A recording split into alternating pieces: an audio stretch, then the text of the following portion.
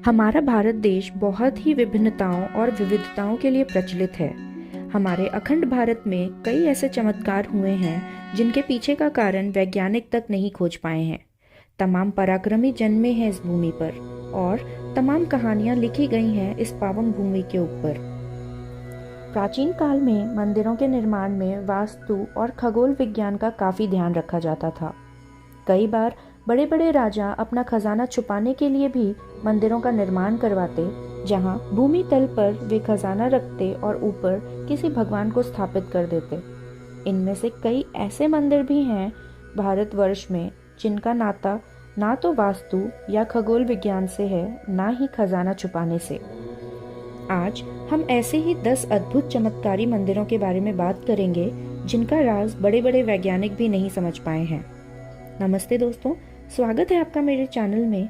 आशा करती हूँ आप सभी स्वस्थ एवं मस्त होंगे। पहला, करणी माता मंदिर। यह मंदिर राजस्थान के बीकानेर शहर में स्थित है। यहाँ की खास बात यह है कि यहाँ लगभग 20,000 काले चूहे पूरे मंदिर परिसर में आराम से घूमते हैं। यहाँ लाखों की संख्या में श्रद्धालु आते हैं और इन चूहों को नमन करते एवं भोग लगाते हैं। यहाँ पैर उठाकर चलना मना है। यदि आपके पैर के नीचे एक चूहा भी आ गया तो इसे बहुत बड़ा अपशगुन माना जाता है। इसलिए यहाँ पैर घसीट के चलने की प्रथा है। माना जाता है कि यदि आपके पैर के ऊपर से कोई चूहा गुजर गया तो समझिए कि माता की कृपा आप पर बनी है। इन काले चूहों में से कुछ 2-4 सफ़ेद चूहे भी हैं जो मान्यता अनुसार माता के पुत्र हैं। यदि आपको इनके दर्शन हो गए तो समझे कि माता की अपार कृपा आप पे बरसेगी। करणी माता माता दुर्गा का एक रूप है जो राजस्थान में बहुत प्रचलित है। दूसरा, कन्याकुमारी देवी मंदिर। कन्याकुमारी पॉइंट भारत के सबसे निचले हिस्से में है। यहाँ समुद्र तट पर ही ये मंदिर स्थित है। यह मंदिर माता पार्वती के कन्या रूप को दर्शाती है और यहाँ भक्त माँ पार्वती के कन्या रूप को पूजने आते हैं। इस मंदिर में प्रवेश करने के लिए पुरुषों को अपने कमर से ऊपर के वस्त्र उतारने होते हैं। यहाँ माता का विवाह भगवान विष्णु से होना था, किंतु विवाह संपन्न नहीं हो पाया था, तो पूजा में लगने वाले सारे गेहूं, चावल कंकड़ पत्थरों में परिवर्तित हो गए। आज भी कन्याकुमारी मंदिर के आसपास के रेत और पत्थर चावल और गेहूं के आकार और रूप में पाए जाते हैं। यहाँ की सौंदर्यता यहाँ के सूर्योदय और सूर्यास्त में है, और जब तेज धूप या सूर्य की किरणें इन रेतों पर पड़ती है तो ऐसे चमकती हैं कि मानो जैसे हीरे चमक रहे हों। तीसरा, मेरू रिलीजन स्पॉट कैलाश पर्वत। हिमालय पर्वत मानसरोवर नदी के पास ये स्थान बहुत पवित्र स्थान माना जाता है। कैलाश मानसरोवर के पास ही मेरू पर्वत दुनिया के मोस्ट सेंटर पार्ट या केंद्र बिंदु पर स्थित है। दुनिया के सबसे ऊंचे पॉइंट कैलाश पर्वत के धरोहर पर मेरू स्थित है, जो भगवान शिव और माता पार्वती का घर माना जाता है। कहते हैं यहाँ समय अलग गति से चलता है और यहाँ का वातावरण भी अन्य जगहों से विपरीत है। कोई पता नहीं लगा पाया है ऐसा क्यों। चौथा, शनि शिंगणापुर मंदिर। महाराष्ट्र के अहमदनगर जिले में स्थित ये मंदिर शनि देव के प्रत्यांश रूप को दर्शाता है। ये मंदिर किसी छत्र छाया से सुसज्जित नहीं है। यह केवल भगवान शनि के रूप में एक काला पत्थर जो संगमरमर के चबूतरे से घिरा और खुले आसमान के नीचे स्थित है। शनिदेव की महिमा ऐसी है कि शिंगणापुर गांव में किसी भी घर में दरवाजे नहीं लगे, ज़्यादा से ज़्यादा सिर्फ पर्दे लगे हैं। लोग मानते हैं कि इस गांव पे स्वयं शनिदेव की कृपा है और यहाँ इस कारण से चोरी नहीं होती। श्रद्धालु शनिदेव की वक्र दृष्टि से बचने हेतु एवं उनकी कृपा प्राप्त करने के लिए उन पे तेल अर्पित कर लाखों की संख्या में रोज यहाँ आते हैं। पांचवा, सोमनाथ मंदिर। सोमनाथ मंदिर 12 ज्योतिर्लिंगों में से सबसे पहला ज्योतिर्लिंग है। शिव पुराण के अनुसार चंद्रदेव ने यहाँ राजा दक्ष प्रजापति के श्राप से मुक्ति पाने के लिए भगवान शिव की तपस्या की थी। उन्होंने शिव जी से यही ज्योतिर्लिंग के रूप में विराजमान रहने की प्रार्थना की थी। सोम यानी चंद्र और शिव जी को चंद्रमा ने अपना नाथ स्वामी मानकर यहाँ तपस्या की थी। इस मंदिर पर अनेकों बार प्रहार हुए और अनेकों बार इसका पुनः निर्माण हुआ। इस मंदिर के पास कृष्ण जी की भी एक भव्य मंदिर है। मान्यता अनुसार इसी जगह पर श्री कृष्ण ने अपना देह त्याग किया था। यहीं पास के वन में एक पेड़ से टिककर वह आराम कर रहे थे, जब एक शिकारी को उनके पैर के अंगूठे किसी शिकार जैसा प्रतीत हुआ। तब उसने एक जहरीला तीर उन पर प्रहार किया और उससे उनकी वहीं मृत्यु हो गई। और तो और सोमनाथ मंदिर के परिसर में एक स्तंभ है जिस पर एक तीर बना है जो समुद्र की ओर पॉइंट करता है, और उस स्तंभ पर लिखा है कि यहाँ से साउथ पोल तक, जहाँ तीर का पॉइंट है, उस ओर कोई बाधा नहीं है। यानी मंदिर से साउथ पोल तक समुद्र में कोई चट्टान या पत्थर नहीं है, सिर्फ पानी का सीधा मार्ग है। हैरानी की बात यह है कि कैसे उस समय लोगों को ज्ञात था कि साउथ पोल यानी दक्षिण छोर कहाँ है और समुद्र के मार्ग में कोई बाधा नहीं है, इसका पता कैसे लगाया गया होगा। छठा, कामाख्या देवी मंदिर। इस मंदिर को तांत्रिकों का गढ़ कहा जाता है। माता के 51 शक्तिपीठों में से एक इस मंदिर को सबसे महत्वपूर्ण माना जाता है। यह मंदिर आसाम की गुवाहाटी में स्थित है। यहाँ त्रिपुरा सुंदरी, मातंगी और कमला की प्रतिमाएं मुख्य तौर पर सुसज्जित हैं, मगर मंदिर के गर्भगृह में कोई मूर्ति नहीं है।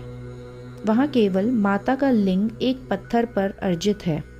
कहते हैं माता सती ने जब भगवान शिव के अपमान के प्रति अपना देह भस्म किया था, तब भगवान शिव उनके शव को लेकर आकाश से पाताल पूरे ब्रह्मांड में घूमने लगे और वियोग करने लगे।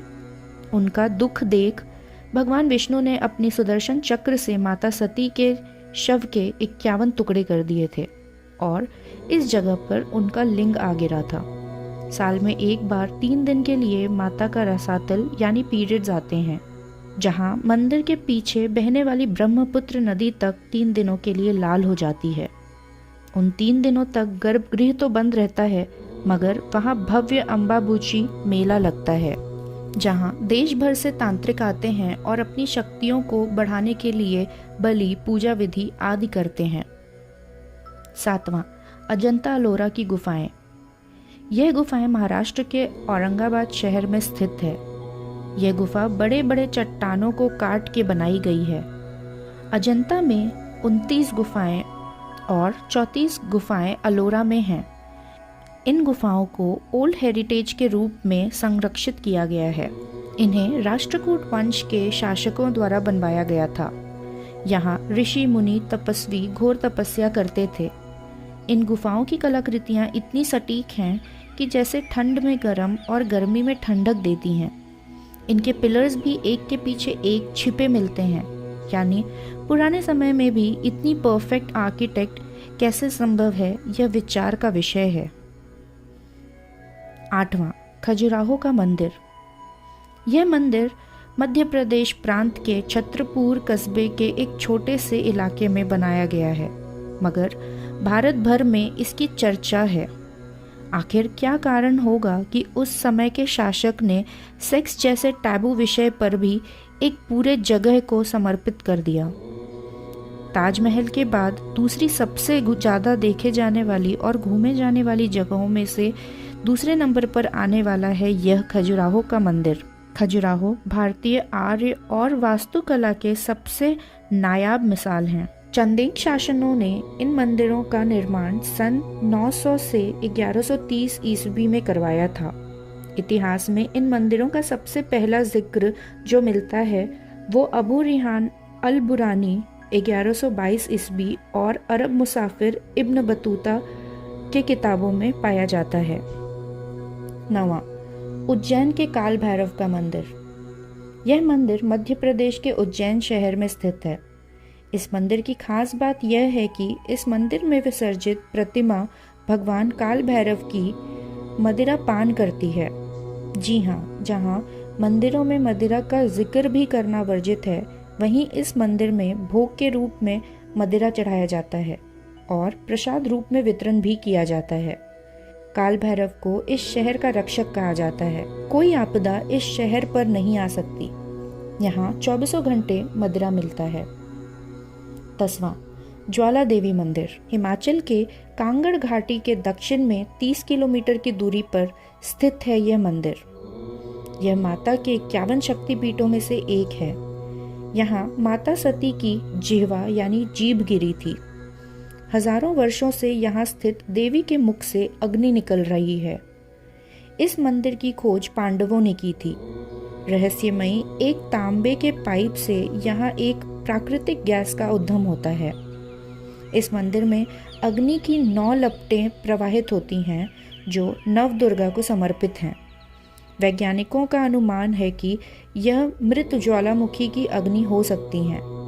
हजारों साल पुराने इस मंदिर की 9 ज्वालाएं महाकाली, महालक्ष्मी, देवी सरस्वती, अन्नपूर्णा, माँ चंडी, विंध्यवासिनी, हिंगलाज भवानी, अंबिका और अंजना देवी के रूप में माना जाता है।